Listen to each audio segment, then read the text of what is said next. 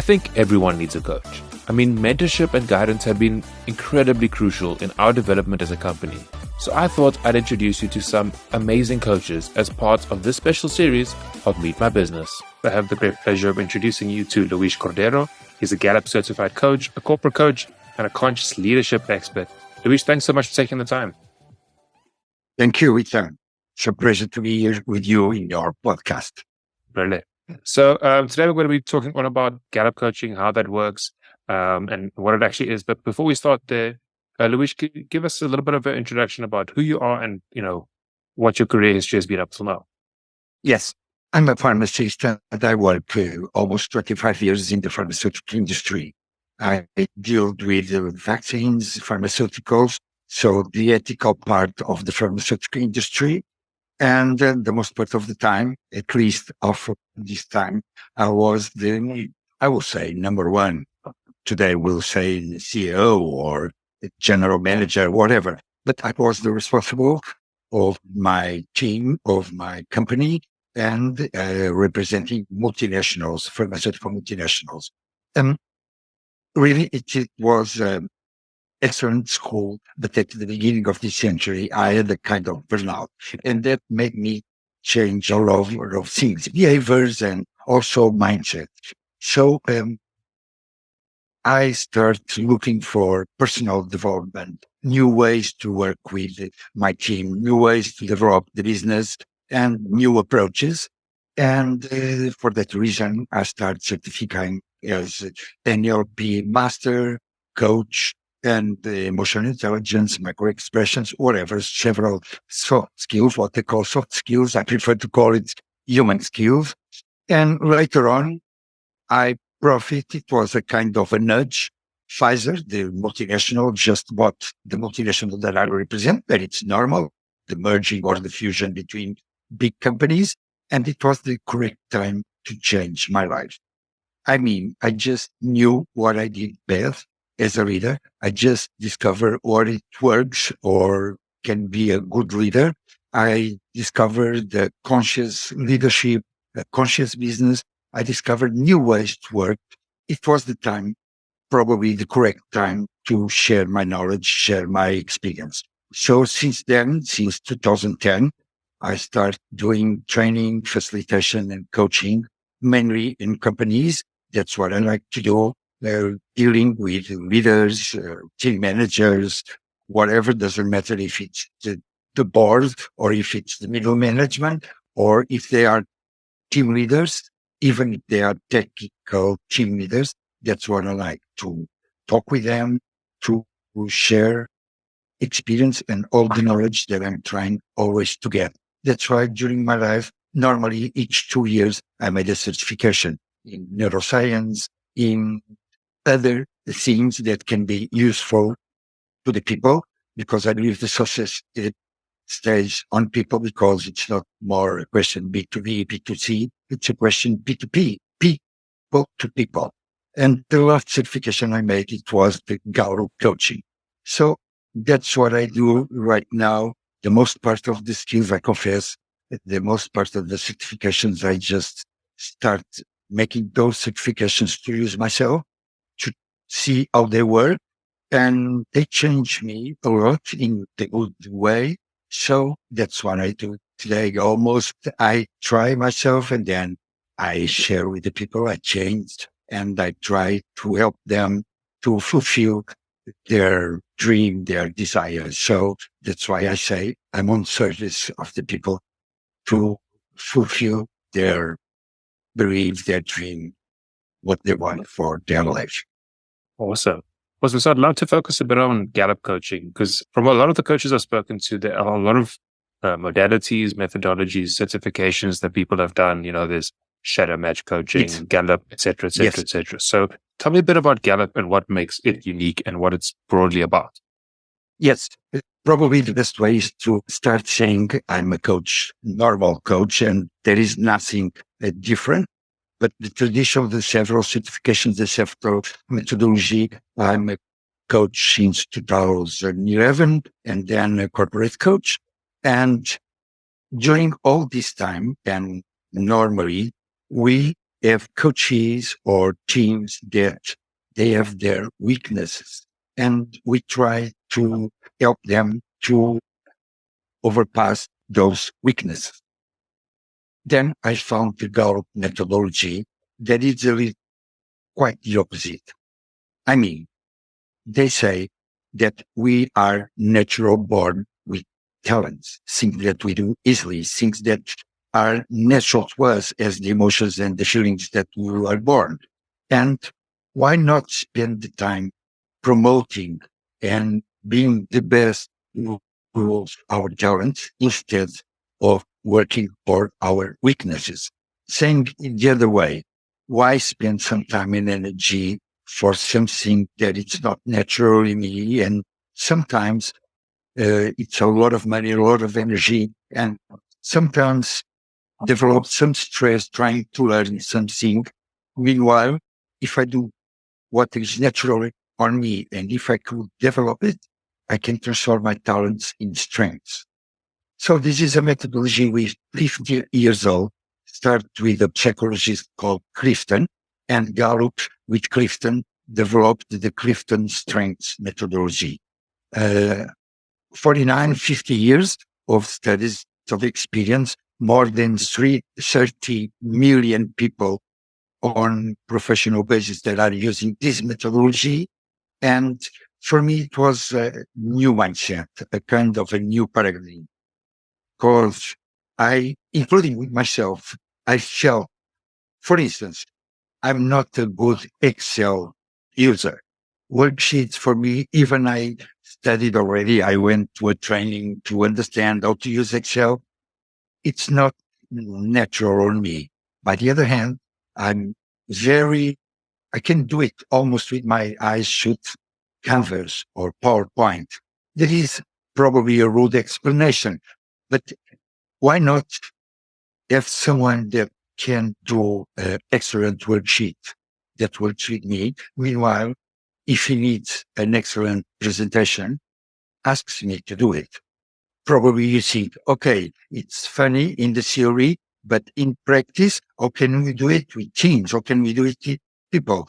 This was just an example, but when we discover our talents, I'm able to understand my weaknesses, just pay attention for them, but not wasting, and I use this word, it's my personal word, waste time and energy to fix something that it's not normal and natural. So I pay attention to the weakness, otherwise I can be silly.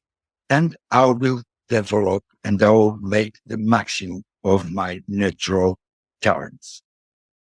And what is funny is when you use this methodology, the people feel 6 times more engaged. People feel 6 times more happy. The retain increases. The people get sick decreases. Why? Imagine that someone says, what is your project? What they're expecting from you, but you do it your way. Okay, following the rules and following all the process in the company that you are working, but you do it your way, using your talents. Remember the several times when we are doing something that all will disappear. You know, we are so focused on what we forgot to eat, we forgot to drink, we forgot everything, and time passed by. That's the kind of things that I'm saying. There are several things. There are people that are excellent in decision, strategic decision. People that are great in executing. People that are great in building relationships, and people that are great influencing the others. And those are the 4 domains of the Gallup. So in each of those domains, you have several talents. But imagine to discover what is natural on you. And now I give you a real example of myself.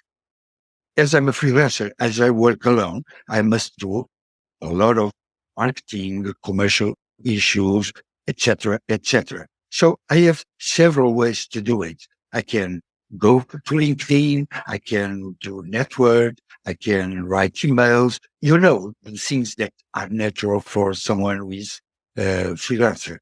But when I look to my talents and then I discovered that in my top 5, I'm a woo, that's one talent. And woo means extrovert that has no problems to contact anyone, that can speak with someone that knows another one, that knows another one. So it's very easy for me to get in contact with the people.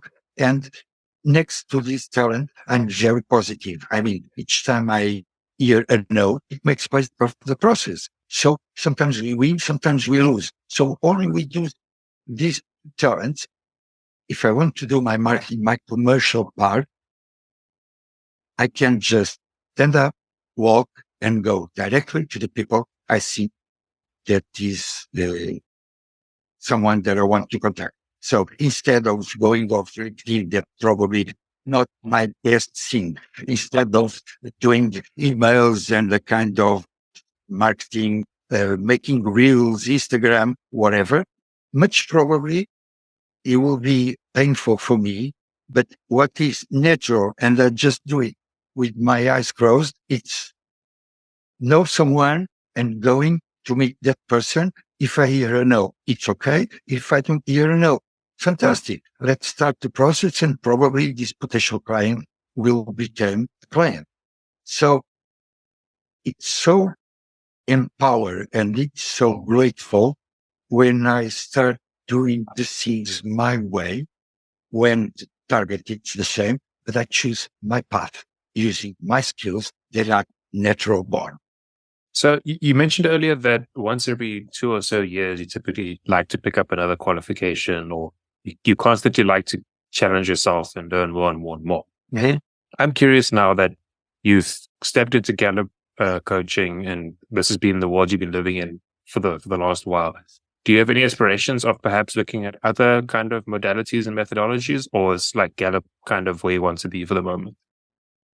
For the moment, yes, because I'm using already this methodology with some people and I'm seeing some amazing results. And still, I would say I'm a rookie. Must admit, 1 year is nothing. I'm a rookie with this methodology, and I'm totally surprised and astonished with the results that I'm getting with the people. The next step, it's more than leaders. I will want to go to teams. So imagine first, let's discover the talents of each leader.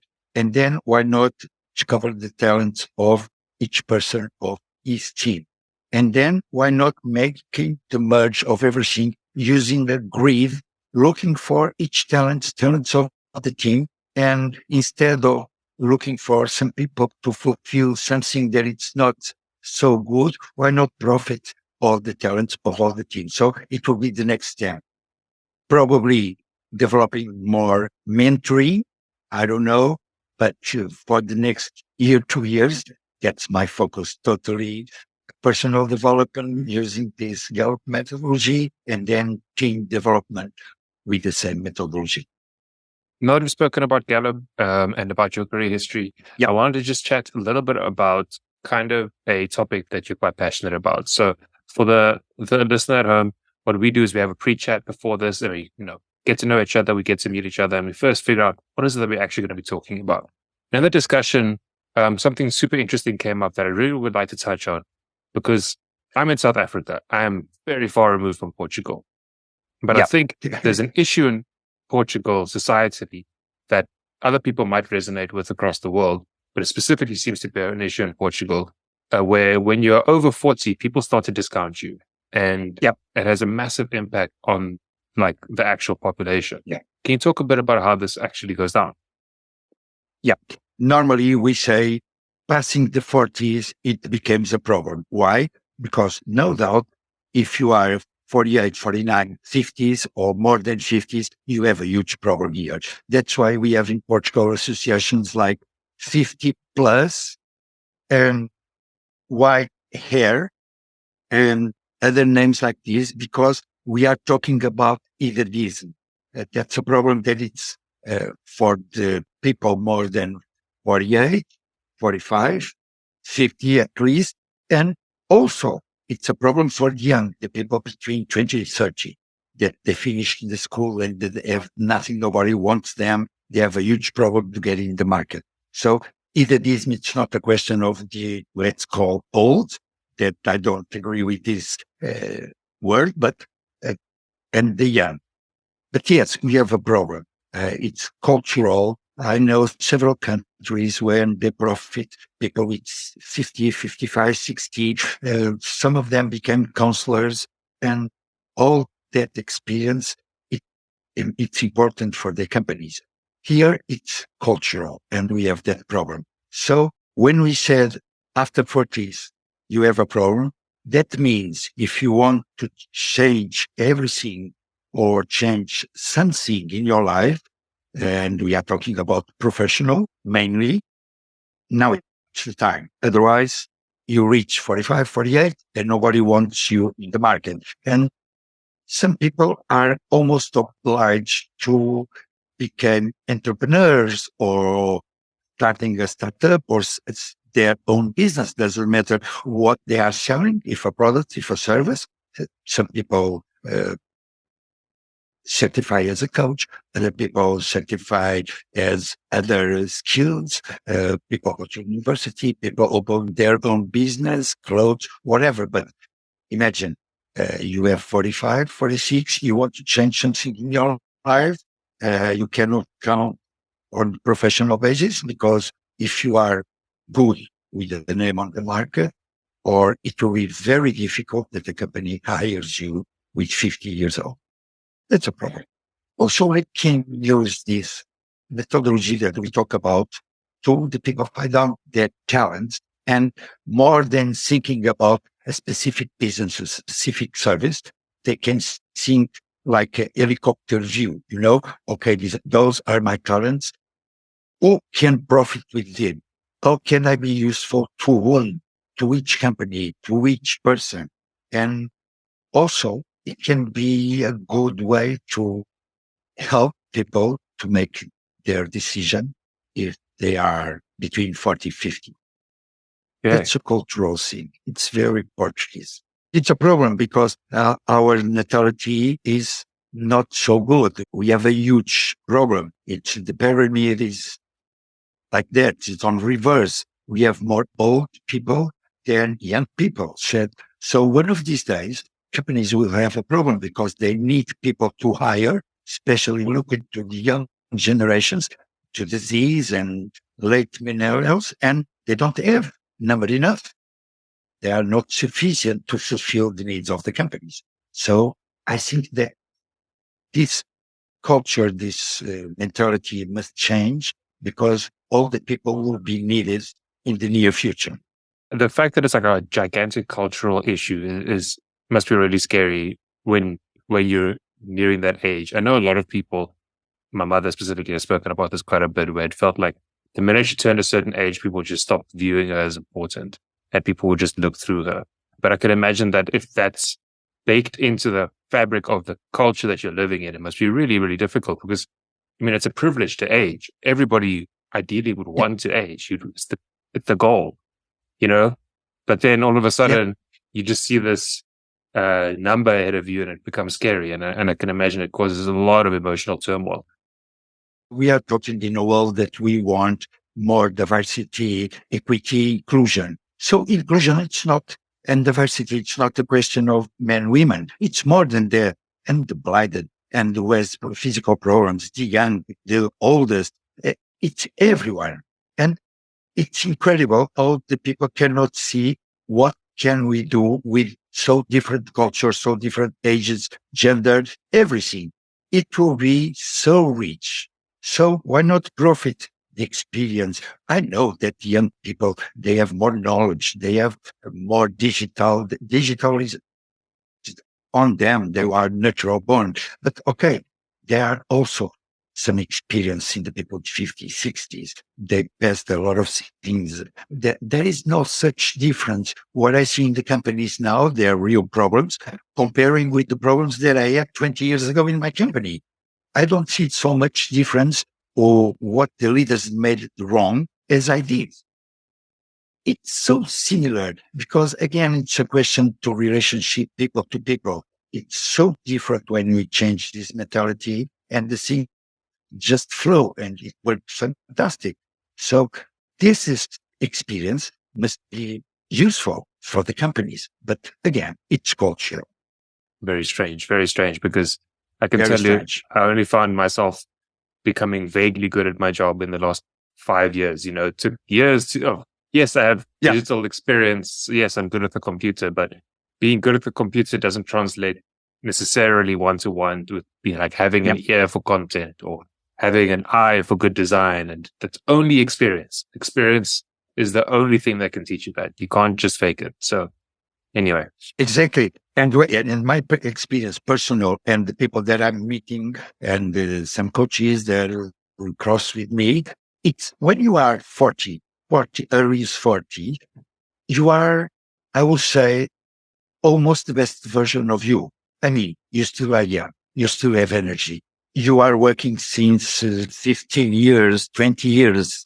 So you have already some experience. You made already the biggest mistakes. You know what to do. So it's the perfect age to do something, to develop, to explode. If you understand this word, Yeah. it's on the 40s. It's exactly, this is my personal opinion. I felt that, and I'm always dealing with people on the 40s, and they are in the best version of themselves. That's strange when you are at that age with that power, and then nobody profit that. Yeah. Yeah. Newer is not always better. But Yeah. Luis, thank you so much for taking the time to have this chat with us. I think a lot of coaches would be very fascinated about the Gallup methodology. If somebody would like to reach out to you, how could they do so? Yes, I'm at LinkedIn. They can search Luis Cordeiro, or if it doesn't work, Cordeiro Luis. It works for sure. And I'll be happy to connect and share experience with the people all over the world. We have a common target. We are here to help the people to find and discover and fulfill their dreams. So we have something in common. I'm here. Just get in contact with me. If you've been thinking about starting a podcast but don't really know where to start, go to our website, baird.media. That's BAIRD.media. You can find the book, Become a Podmaster, everything you need to know to master the art of podcasting, and you can also sign up to one of our mentorship programs where we help you figure out, develop, and produce your show from start to finish.